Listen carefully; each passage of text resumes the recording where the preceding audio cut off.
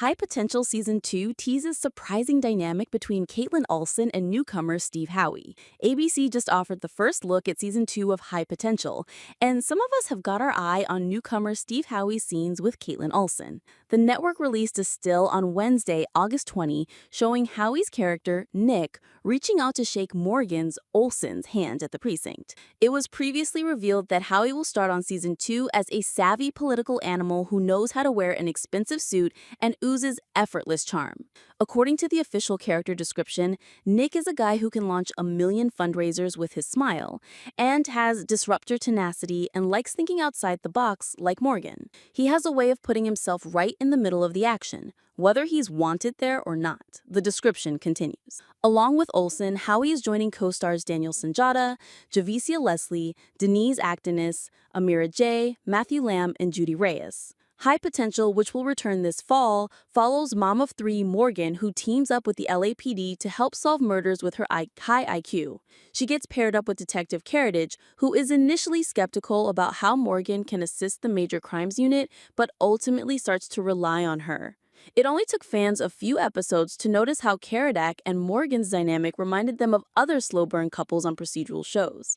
I will definitely say that I actually don't have the actual ultimate answer to where they're going to go. In terms of the will they, won't they between Karadec and Morgan, that is up to our writer's room. Sunjata, 53, exclusively told Us Weekly in November 2024. I think that they're going to play the long game with that particular storyline. Sunjata did not rule out Karadec and Morgan remaining platonic for now, or even for good. Honestly, if we ended up getting like 5 seasons, Karadec and Morgan could just stay really good friends with mutual professional respect, who deeply care for one another, and maybe flirted with the idea of some kind of romantic interaction. But if that never happened, that would be a really cool way to take it also.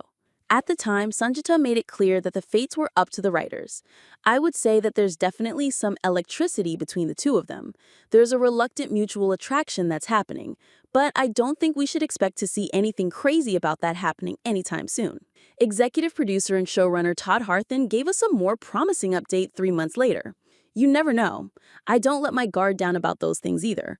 I don't get overly confident until your audience dictates a lot of the things you do. What do they have a big appetite for? I might be infamous for slow planning things, but I love a slow burn. Like, selfishly, I just love it.